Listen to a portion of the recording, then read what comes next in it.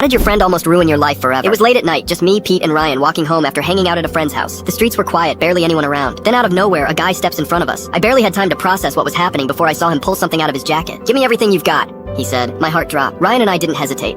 We pulled out our wallets, our phones, anything to make it out of there alive. But Pete, I can't believe what he did. Instead of handing his stuff over like a sane person, Pete sighs, actually rolls his eyes and says, "All right, fine, you can take my cash, but can I at least keep my ID?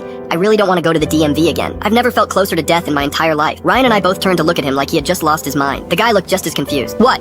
the robber said, staring at him. Pete holds up his wallet, pulls out his ID, and waves it in the guy's face. "Dude, seriously, just take the cash. I don't want to deal with all the paperwork." I was standing there, completely frozen, wondering if this was going to be the way I died. The guy actually tilts his head like he's considering it, and then he hands Pete his ID back. I couldn't believe what I was seeing. I was fully prepared to run, to fight, to do whatever it took to survive, and Pete was out here negotiating. The guy takes the rest of our stuff, tells us to turn around and walk away. We obviously didn't argue. I asked Pete why he would do that, and he said, "I just didn't to wait in the line again." That was the last time I trusted him with my safe. How did your friend almost ruin your